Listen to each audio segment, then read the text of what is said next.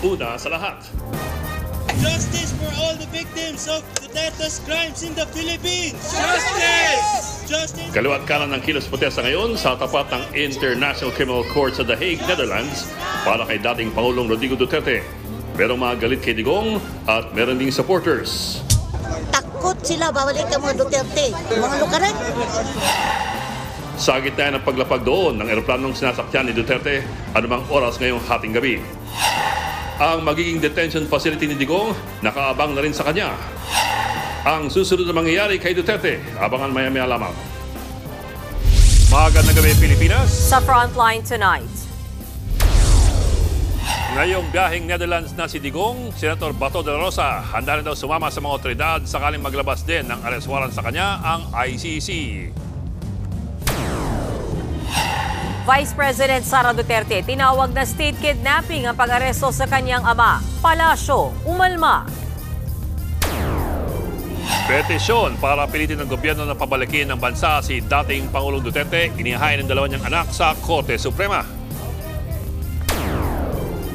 Habang ang mga naulilang pamilya ng madugong kampanya kontra iligal na droga itinuturing na pag-asa ang pagkakaaresto sa dating Pangulo. Sunog na naman, magkahiwalay na insidente niyan sa Miklab sa Manila at sa Parañaque. At tsuper sa Batangas, may palibreng tubig sa mga pasahero ngayong tag-init.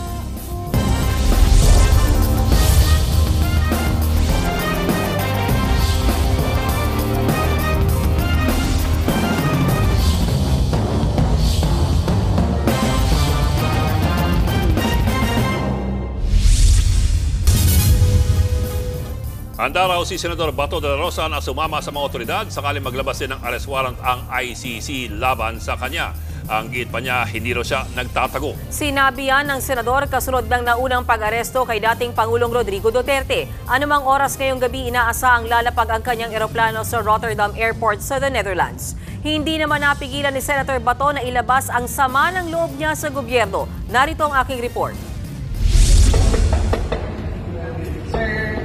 Nakakandado ang main office ni Senador Bato de la Rosa sa Senado ng puntahan ng News 5. Hindi rin makontak ang kanyang telepono kahapon. Pero ngayong araw, eksklusibo kong nakausap ang senador. Hindi raw siya nagtatago kasunod ng pag-aresto kay dating Pangulong Rodrigo Duterte at pagdala sa the Netherlands kaugnay ng kaso sa drug war sa International Criminal Court. Safe to say, hindi kayo nagtatago, sir? Hindi ko nagtatago. Nasa Davao kayo, sir? Bundok ng Surigao at Agusan. Nangangampanya ako. Ngayon, sir? Pero okay na nga sa baba na ako. Kaya rin daw nagpatay ng telepono si Bato nitong mga nakarang araw ay para makafocus sila sa petisyon na inihain sa SC.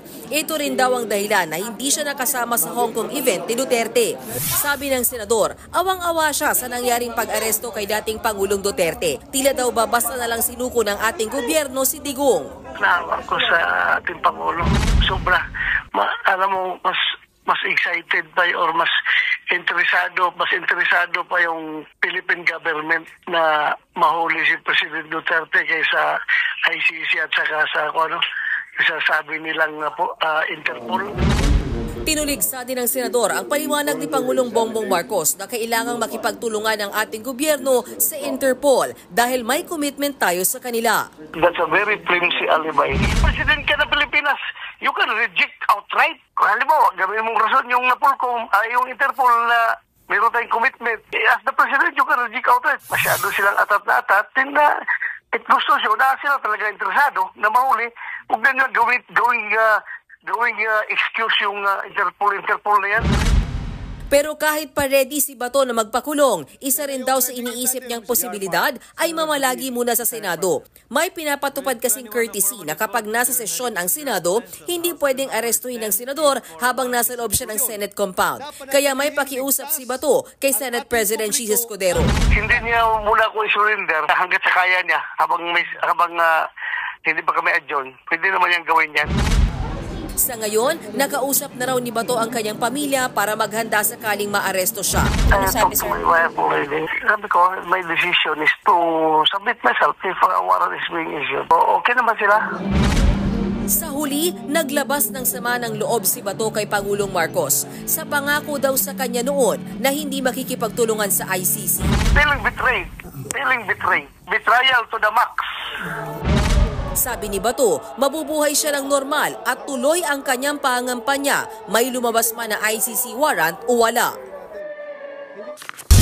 Nakarating na ng Dubai si VP Sara Duterte para sa kanyang layover patungong Netherlands. Sinundan niya sa The Hague ang nirestong amang si dating Pangulong Rodrigo Duterte. Bago po yan ay nagpasaring ang bise sa Administrasyong Marcos Jr. Nasa frontline na balitang yan si Gary De Leon. Huwag kayo pumayag na ang isang Pilipino ibigay sa mga dayuhan, lalong-lalo na pag labas na sa batas yun. It's actually some sort of, I don't know, what do you call it, state kidnapping?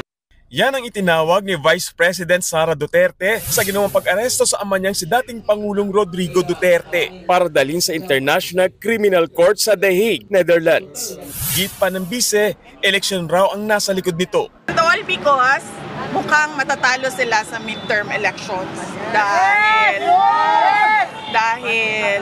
ang lakas ng vote rate sa 9 candidates ng PDP laban. Kinontra naman ng palasyo ang mga sinabi ni VP Sara. Ano-ano po ba yung elements ng kidnapping? Ba? Pagkuha ng sapilitan ng walang otoridad. Unang-una po, paano po magiging kidnapping? Kung may warrant of arrest, it was issued by an authority, by the court. Sabi naman ni Pangulong Bongbong Marcos, walang bahid ng pamumulitika ang pag-aresto kay Digong. Taong 2017 pa nang isinampa sa ICC ang reklamo laban sa dating Pangulo. Kaya wala raw kinalaman si PBBM sa inilabas na arrest warrant kahapon ng ICC na idinaan sa Interpol. I don't see how that can be political persecution. It was initiated before I even came into the picture. Tinupad lang daw ng Pilipinas ang obligasyon nito na tulungan ng Interpol. The government is just doing its job. Sumusunod tayo sa batas. We must live up to our responsibilities, to the commitments that we have made to the community of nations. Pasado alas 5 ng hapon oras dito sa Pilipinas, nakarating naman na si VP Sara sa Dubai. Sa eksklusibong video na ibinigay sa News 5, naispatan ng bise sa Dubai Airport para sa kanyang layover papuntang the Netherlands para sundan ng ama. Itong hapon naman, nagpalit ng profile picture ang bise sa kanyang Facebook account. Pulang ribbon ito na may nakasulat na Bring PRD Home. Sa gitna naman ng issue, nakabantay daw ngayon ang China sa sitwasyon ni Duterte. Mensahe nila sa ICC, iwasan daw ang pamumulitika at umano'y double standards. Dapat daw sundin lang ng ICC ang tamang proseso. Nagbabalita mula sa Frontline, Gary De Leon, News 5. Hinamon ng mga ng anak ni dating Pangulong Duterte sa Korte Suprema ang ginawang pag-aresto sa kanilang ama.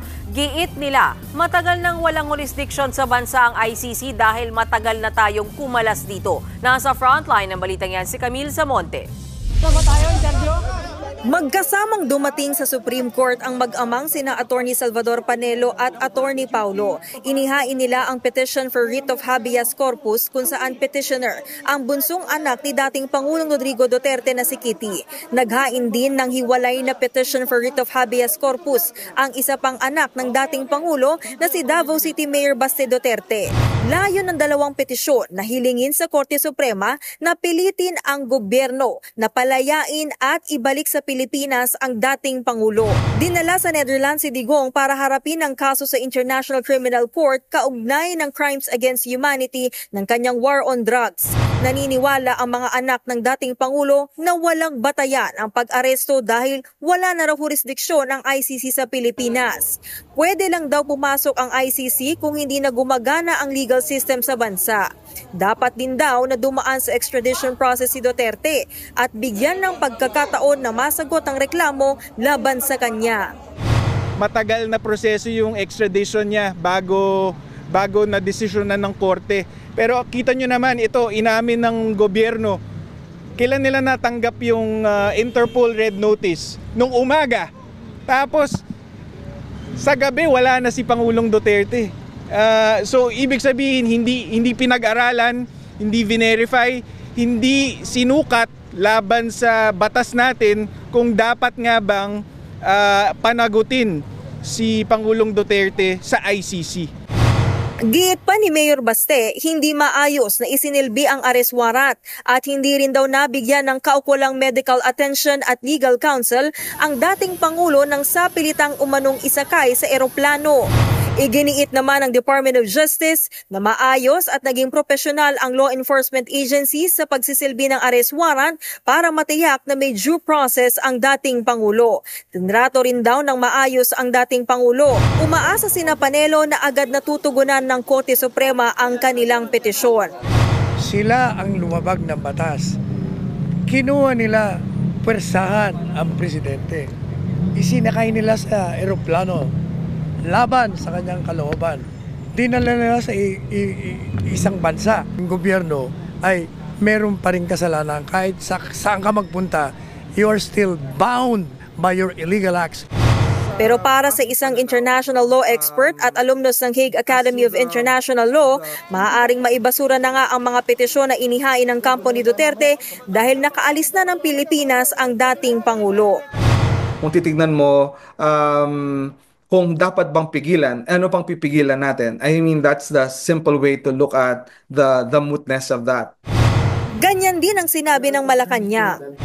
But normally po, usually po, kapag ka po yung tao ay nasa ibang bansa na po at nadala na po, nagiging moot and academic yung issue. But depende pa po rin yan sa Supreme Court. Hindi po natin pwedeng pangunahan kung ano po ang magiging decision ng Supreme Court. Nagbabalita mula sa Frontline, Camille Samonte, News 5. Paglapag sa The Netherlands, haharap daw muna sa isang local court si dating Pangulong Duterte. Ito po ay para alamin kung tama ang proseso ng naging pag-aresto sa kanya. Pagkatapos ay saka siya iti-turn over sa ICC kung saan naghihintay na ang kanyang detention facility. Nagbabalik si Camille Samonte. Ito ang itsura ng posibleng kwarto ni dating Pangulong Rodrigo Duterte sa detention facility ng International Criminal Court sa Netherlands. Solo lang si Duterte sa detention cell na may kama, sariling banyo, TV at intercom. May gym din ang pasilidad kung saan pwedeng maglaro ng sports at gumawa ng iba pang recreational activities. May library at pwedeng gumamit ng computer para mapag-aralan ang kaso. Yun nga lang, walang internet. Pinapayagan din ng ICC ang bisita sa detention facility. May sarili ring medical room ang lugar. 3 beses sa isang araw ang paghahain ng pagkain sa ICC detention facility, pero may common kitchen kung saan pwedeng magluto. Pero bago i-surrender sa ICC, idediretso muna ang dating Pangulo sa local court sa Rotterdam The Hague Airport. Alamin kung tama ba yung proseso ng pag-arrest.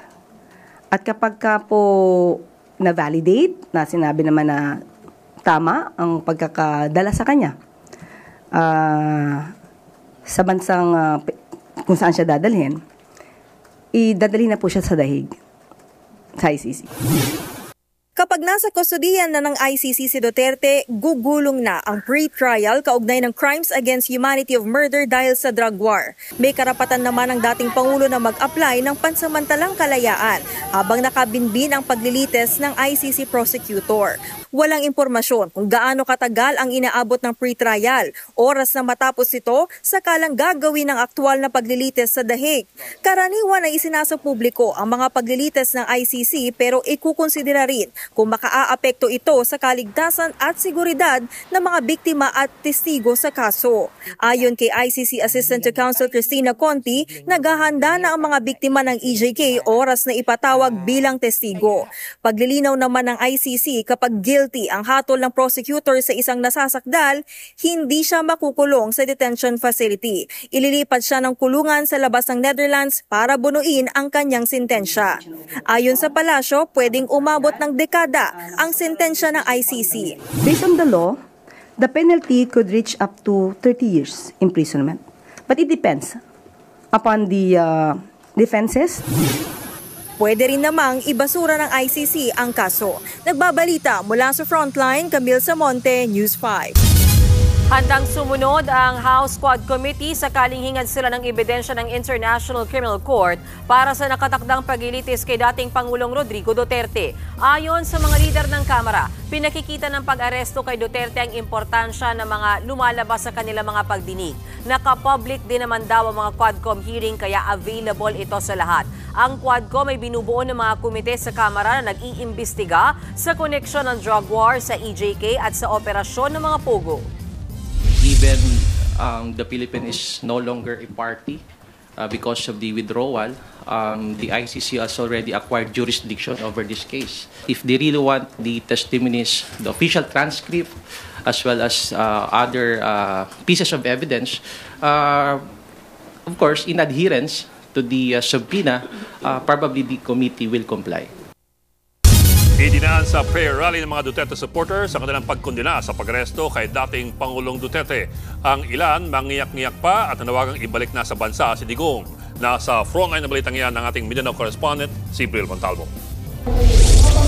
Mangiyak-ngiyak si Rosalie habang dala ang kanyang aso nang dumalo sa candle lighting sa Rizal Park sa Davao City. Yan ang pagtitipon ng mga taga-suporta ni dating Pangulong Rodrigo Duterte matapos siyang arestuhin at ibiyahe pa Netherlands para sa kasong Crimes Against Humanity sa International Criminal Court o ICC. Bumalik siya dito sa Pilipinas, balikan niya po kami. Si Pearl naman nagsimba pa para ipagdasal ang kalagayan ni Digong bago pumunta sa prayer rally. Actually po, kagabi pa po ako umiiyak. Kagabi pa po ako emotional. Para sa mga Davaoenyong dumalo, dapat ibalik sa bansa ang dating Pangulo. Nagsagawa rin ng motorcade ang ilang Duterte supporters sa mga kalsada sa Davao. Ang mga taga-barangay Badas Placer, Surigao del Norte, nagsindi rin ng kandila para kay Digong. Sigaw nila, Duterte! Duterte!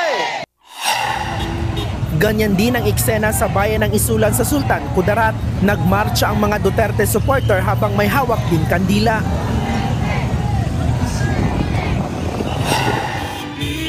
Sa Bayugan City, Agusan del Sur, nagsagawa rin sila ng programa habang sabay-sabay nagkakantahan. Sa Digos City, nagkaisa sa pamamagitan din ng prayer rally at iginiit na solido ang kanilang suporta para kay Duterte. Habang sa Tagum City, pinunit ang t-shirt ng Uniteam sa kasinunog ang bahagi na may mukha ni Pangulong Marcos. Pero hindi lang ang mga taga Mindanao ang nagpakita ng suporta. Ang mga Cebuano, idinaan sa noise barrage ng motorcade ang pagkondena nila sa pag-aresto kay Duterte. Nagkumpisa ang parada sa Cebu City at natapos sa Mandawi na inabot ng 1:00 ng madaling araw. Isang prayer vigil din ang isinagawa sa Capitol Grounds ng Dumaguete City. Habang sa Pasay, sumugod sa Gate 5 ng Villamor ang supporters ni Duterte. Sa sobrang galit, sinira nila ang mga harang na bakal. Naharang naman agad sila ng mga pulis. Nagbabalita mula sa frontline, Bril Montalvo, News 5 Mindanao. Mas maraming rally ang inaasahan ng PNP kasunod ng pag-aresto kay dating Pangulong Rodrigo Duterte. Kagabi pa sila naka-heightened alert, maging ang AFP handa rin sakaling magkagulo. Nasa frontline ng balitang yan, si Brian Castillo. Kaliwat kanan na ang mga kilos protesta at mga panawagang magpakita ng puwersa laban sa gobyerno. Kasunod yan ang pagdala kay dating Pangulong Rodrigo Duterte sa The Hague, Netherlands para harapin ang reklamo laban sa kanya kaugnay ng kanyang madugong drug war. Kaya ang PNP, inilagay na sa heightened alert ang buong puwersa nito. Inaasahan kasi nito na darami pa ang mga pagkilos. Ayon sa PNP, nakadeploy na ang mga pulis sa ilang kritikal na lugar sa Metro Manila para mapanatili ang kaayusan at seguridad ng publiko. Ang 24/7 deployment po yung HSRIME po. Pero yung US Embassy at saka HSRIME po. Yung Liwasang Bonifacio, alam naman natin na yung Liwasang Bonifacio ay isa pong declared po na tourism park.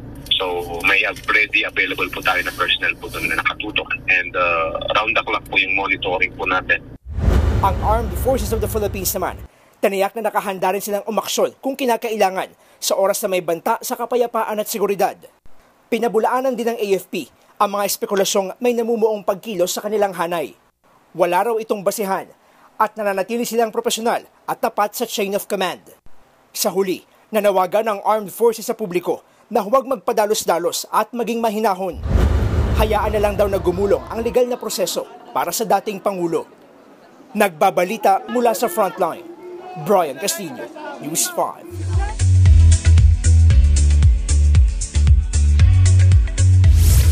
Showbiz Tonight na tayo.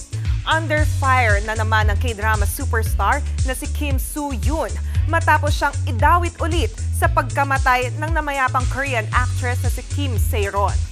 Sa video report ng Hover Lab, ni-reveal ng tita ni Seiron na may namagitan nga sa kanila ni Soo-yoon noong 2015. 15 anyos pa lang daw niya ng aktres, habang 27 years old naman si Soo-yoon.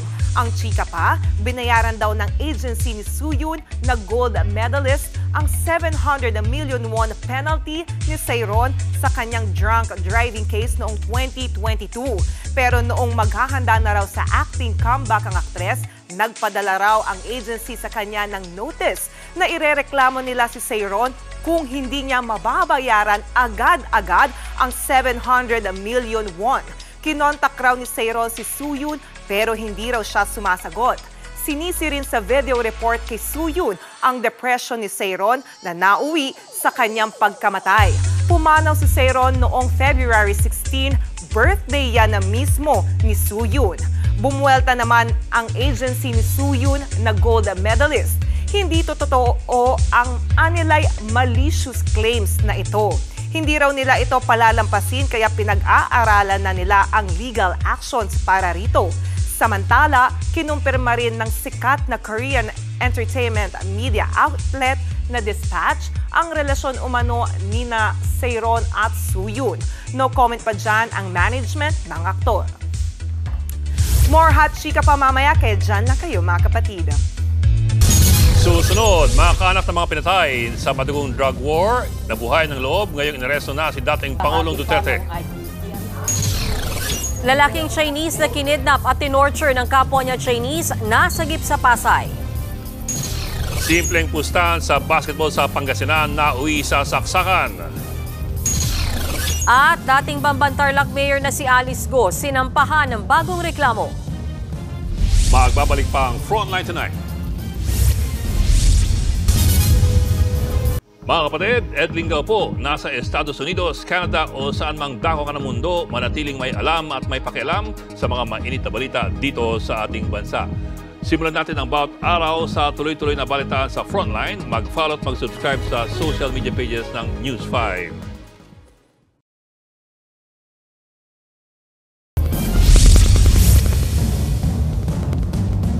Sa pool sa CCTV, ang mag-asawang nakamotor sa harapan ng Barangay Hall sa San Carlos City, Pangasinan. Pagbaba ng babae, kapansin-pansing may hawak siyang bakal na pamalo. Maya-maya, may mga kapataang lumapit sa mag-asawa at nakipagtalo hanggang sa kinuha ng mister ang pamalo mula sa kanyang misis at pinaghahampas ang isa sa mga lalaki. Hindi na nahagip ng CCTV pero pinagsasaksak din ng biktima. Di na siya umabot ng buhay sa ospital. Pustahan sa basketball ang ugat ng krimen. Ang mag-asawa kasi magulang ng batang nakipagpustahan pero hindi nagbayad. Tinutugis na sila ngayon. Sariwa pa rin para sa mga naulila ang bangungot ng war on drugs ng Duterte administration. Kaya naman nabuhayan sila ng pag-asa. Ngayong naaresto na si dating Pangulong Rodrigo Duterte. Nasa frontline ng balita niyan si Kari Cator. 8 taon na ang nakakalipas pero parang paulit-ulit pa rin daw binabangungot si Nanay Sara sa pagkawala ng kanyang 2 anak. Parehong anak niya ang halos magkasunod pinatay sa gera kontra droga noong panahon ni dating Pangulong Rodrigo Duterte. Kailangan makita rin siya namin na kung anong ginawa sa mga biniktima niya, ganun din mangyari sa kanya. Kasi isa siyang, para sa akin, isa siyang bitdugo. Bitdugo. Mamamatay tao. Hindi rin napigilang maging emosyonal ni Tatay Rodrigo na nawalan naman ng 9 na taong gulang na anak matapos daw tamaan ng ligaw na bala dahil din sa war on drugs sa Caloocan noong 2016. Wala pong kaming kinalaman sa droga, pero pati kaming mga nabibiktima na ultimong pamilya ko. Para sa mga naulila ng mga biktima ng extrajudicial killings, hindi sapat pero ginhawa ang pagkakaaresto ng International Criminal Court kay dating Pangulong Duterte. Kahit paano, nagkaroon daw sila ng pag-asa. Ang apela nila, mahuli na rin daw sana ang mga kasabwat ng dating Pangulo sa war on drugs, kabilang na ang mismong mga pulis. Lahat na may kinalaman sa war on drugs, sana managot sila lahat. Lalo na si Bato. Binanatan din nila ang bunsong anak ni Duterte na si Kitty matapos magpetisyon ang kampo nito sa Korte Suprema na palayain at pabalikin na ang kanyang ama na papunta sa The Hague, Netherlands. Bakit po yung mga naging biktima niya? Nung sinabing huwag po, tinuloy pa rin po nila. Tama lang po yun sa kanya. Sana po wag na siyang makabalik. Makulong na po siya talaga. Kasi po, kami nga pong humihingi ng katarungan, binigyan po ba nila? Ang human rights lawyer naman na si Angeline Bacudio, aminado ring simula pa lang ito ng mahaba-habang laban. Ang pinakamahalaga po para sa amin at sa pamilya ay nasimulan na siya. Wala pong nakakataas sa batas. Kaninang hapon, 18 drug war victims ang inilipat sa La Loma Catholic Cemetery sa Caloocan. Inilagay ang kanilang mga labi sa urn at inilibing sa dambana ng paghilom na itinayo para sa mga biktima ng gera kontra droga. Nagbabalita mula sa Frontline, Caricator, News 5. Arestadong 5 Chinese na dumakip sa kapwa Chinese sa Pasay City. Ang mga suspect nakasagasa pa ng isang rider habang tumatakas. Nasa frontline na balitang yan, Faith Del Mundo. Maga ang mukha at bakas pa ang takot nang humarap sa News 5 ang 32 anyos sa Chinese na ito matapos makidnap ng kapwa Chinese sa Pasay City. Kwento ng biktima, dati niyang katrabaho sa isang pogo ang ilan sa mga suspect. Martes ng hapon nang dalhin siya ng mga kidnapper sa isang kondo. Dito na siya kinulong at hininga ng 500,000 pesos. Sinaktan din daw ng mga suspect ang biktima at pilit kinukuha ang kanyang cellphone. Push to searching your contact, then we are not allowed to use the touchscreen. Also live, also they here have the injury. Okay, They're in my short. On your short, what happened? In my leg here. They hit you using How the life? Nadakip na mga pulis ang 5 suspect kaninang umaga sa labas ng isang commercial building sa Pasay. Sinubukan pa raw nilang tumakas hanggang sa makabangga ng isang motorsiklo. Dead on arrival sa ospital ang rider nito. Tinry po nilang tumakas po sila, nabangga. To try to stop them, yun po, binaril po natin yung gulong po nila. Dahil may mga nakalatag na po tayo na security forces dun sa area, nahabol po itong mga suspects nito. Na-recover sa mga suspect ang mga baril, bala at ketamine na nagkakahalaga ng 761,000 pesos. Dati na raw may kaso ang 2 sa kanila. Itinanggi naman ng mga suspect ang krimen. Maharap sila sa patong-patong na kaso. Pinaghahanap pa ang isang kasamahan. Nagbabalita mula sa Frontline, Faith Del Mundo, News 5. Naharap sa panibagong reklamo ang dating Bamban Tarlac Mayor na si Alice Go. 3 counts ng falsification of public documents ang inihaing reklamo kanina ng National Bureau of Investigation sa Department of Justice. Konektado yan sa 3 ari-ariang binili ni Go sa Suwal, Pangasinan sa ilalim ng kanyang peking pangalan. Matatanda ang nabisto na Go Waping, ang tunay na pangalan ng dating alkalde na isa pala talagang Chinese national. Bukod kay Go, kinasuhan din ng human trafficking ng NBI ang ilang tauhan ng PAGCOR. Sila raw kasi dapat ang nakamonitor sa operasyon ng ni-raid na Pogo Hub sa Bamban. Pero lumabas sa investigasyon na hinayaan lang umano ng mga taga-PAGCOR ang iligal na mga aktibidad sa Pogo.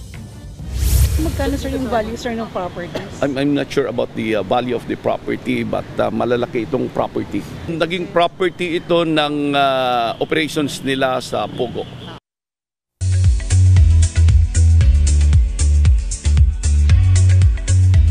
Monyekang Monyeka, ang latest photos ni ang mutya ng Section E star Ashtin Olviga.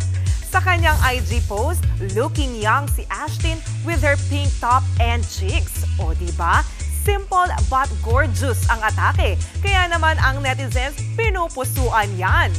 Speaking of Ashtin, spotted siyang kasama ang co-star na si Rabin Angeles sa premiere night ng isa sa most anticipated horror films ng taon na Lilim.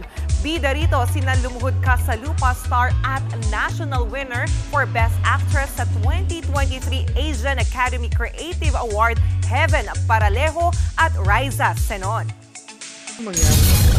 Susunod, News 5 exclusive. Kilalanin ang pari na kumupkop sa mga testigo ng ICC sa drug war ng Duterte administration.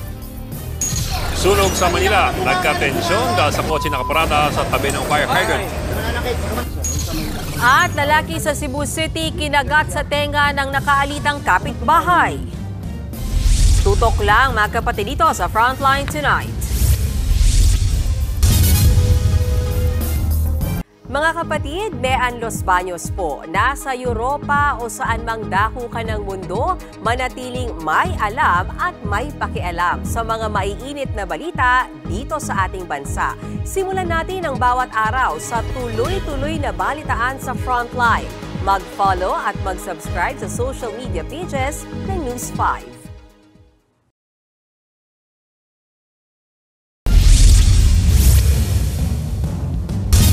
Masdan ang pickup truck na yan, naliliko sa bahagi ng National Road sa Barangay Malabago sa Mangaldan, Pangasinan. Maya-maya biglang sumulpot ang isang motorsiklo. Mabilis sa mga sumunod na pangyayari at agad na sumalpok ang motor sa truck.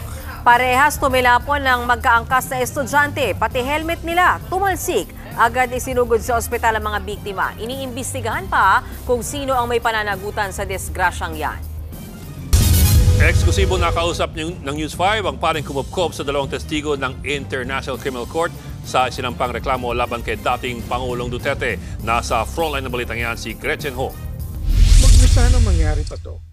Hindi akalain ni Father Albert Alejo na mangyayari na ang matagal niyang hinihintay kahapon ang maaresto si dating Pangulong Rodrigo Duterte dahil sa crimes against humanity kaugnay ng madugong war on drugs. When I opened my cell phone at 6 a.m. here in Vienna, I was pleasantly surprised, but I was not able to capture immediately my own emotion. So I have been expecting this. I have been praying for this. Now it's happening. Isa si Alejo sa mga paring tumuliksa sa drug war ng Administrasyong Duterte. Isinusulong niya ang human rights habang nagbibigay poses sa mga biktima ng extrajudicial killings. Si Father Alejo rin ang isa sa mga kumupkop ng mga testigo ng International Criminal Court. Kabilang dyan ang whistleblowers na sina Edgar Matobato at Arturo Las Cañas na mga hitman umano sa Davao Death Squad.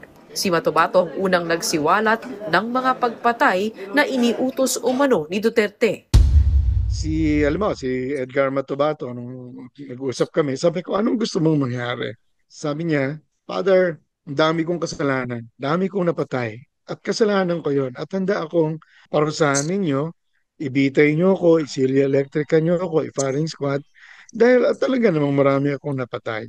Kaya lang, Father, inutusan kami. May isang grupo kami na sa tingin namin, akala namin yun yung magandang paraan ng paglilinis ng lipunan. May nirate kami ng mga estudyanteng babae na wala naman kami nahuling shabu man lang. Tapos nirape muna bago patayin. Parang hinipo sila ng Panginoon. Si Las Cañas, siya talaga yung mastermind ng mga designing ng pagpatay na talagang malapit na malapit sa kamay ni Duterte. Kasama siya, sabi niya, out of his own blind loyalty to Rodrigo Duterte nung mayor pa siya. Kaya kung bakit niya gagawin yun at ba't niya aminin kung hindi totoo yun? Si Edgar Matobato at saka si Arturo Las Cañas, kamusta po lagay nila ngayon? Kalabas na sila ng bansa, no? Finally. So, na yun? Hawak na sila ng ICC na mga Witness Protection Program. Dahil sa pagkupkup ni Father Alejo ng mga testigo ng ICC, nakatanggap daw siya ng death threats. Swerte pa nga kami, may threat lang kami. Yung iba, wala nang threat, pinatay na diretso eh. May sinasabi na papatayin kita, alam namin may tinatago ka. Kung si Father Alejo ang tatanungin, malakas ang kaso laban kay Duterte sa ICC. Marami raw kasing ebidensya sa unang 7 buwan ng panunungkulan ni Duterte bilang Pangulo. Mayroon talaga mga ebidensya na galing mismo sa pulis. Siyempre, wala namang volunteer killers eh. Bayad yan eh. So, kailangan mo i-trace yung money, money flow. Meron ding nakuhang mga materials tungkol dyan. Nagbabalita mula sa Frontline, Gretchen Ho, News 5. Napunit ang tenga ng isang lalaki matapos itong kagati ng nakaalitan niyang kapitbahay sa Cebu City. Kinilala ang biktima na si Boy Pagasan habang ang salarin ay si Jomani Cabali. Base sa investigasyon, nagsimula ang kanilang alitan dahil sa away ng kanilang mga anak. Pinunit raw ng anak ni Cabali ang notebook ng anak ni Pagasan. Sumugod si Cabali sa bahay ni Pagasan at doon na sinaktan ng biktima pati na rin ang kanyang asawa at anak. Gumanti ng suntok si Pagasan hanggang sa kinagat siya sa tenga. Inaresto kalaunan si Cabali pero nagdesisyon ang biktima na hindi na magsampa ng reklamo. Mga kapatid, tuloy-tuloy ang balitaan dito sa Frontline Tonight.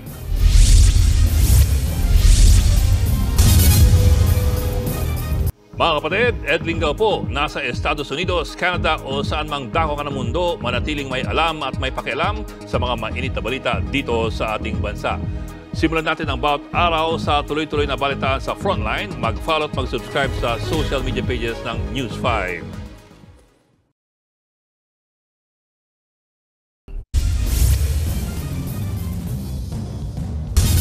Ang inyo po nakikita ay ang tracker map ng Flight RPC-5219 na sinasakyan ng dating Pangulong Duterte papuntang International Criminal Court sa The Hague, Netherlands. Sa pinakuling datos ng website na FlightAware, nasa kanlurang bahagi ng Germany na at malapit sa Luxembourg at Belgium ang eroplano.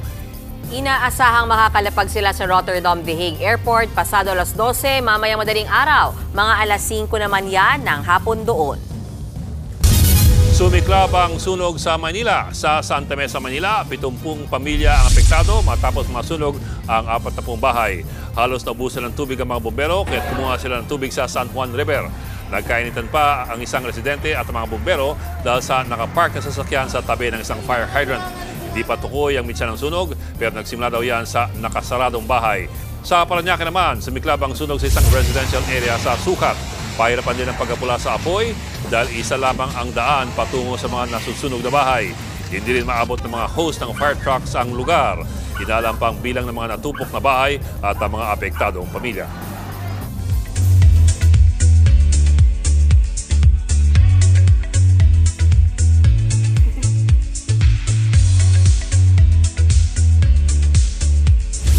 Pinusuan ng Blooms ang new hairdo ni Beanie Maloy.